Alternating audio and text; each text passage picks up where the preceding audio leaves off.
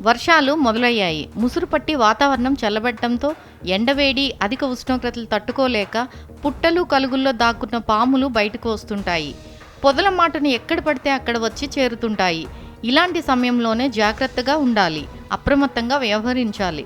బుట్టాయిగూడెం కొత్తపేటలో తన ఇంటి ఆవరణలో మంచం నాగేశ్వరరావు కోళ్లను పెంచుతుంటాడు.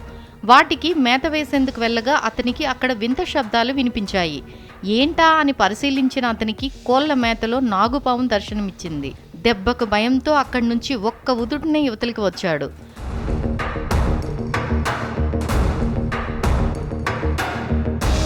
మొదట ఆ శబ్దాలు ఎక్కడి నుంచి వస్తున్నాయో అతనికి అర్థం కాలేదు. జాగ్రత్తగా ఆలకిస్తే అక్కడ కోళ్ల మేత కోసం ఉంచిన రేకు జారు నుంచి శబ్దాలు బయటకు వస్తున్నట్లు గుర్తించాడు. త్రాచుపాము అందులో చుట్టుకొని పైకి లేచి పడగ విప్పి బుసలు కొడుతోంది. దాన్ని చూసి మొదట ఒకంత భయపడిన నాగేశ్వరరావు జాగ్రత్తగా పాము బయటకు వెళ్లేందుకు ఏర్పాటు చేశాడు. విషయం అర్థమైన పాము అక్కడి నుంచి మెల్లగా వెళ్ళిపోయింది. నాగేశ్వరరావు ఏమరపాటుగా రోజూ వేసే మేతనే కదా అని జారులో చేయి పెట్టి ఉంటే పాము కాటుకు గురయ్యేవాడు.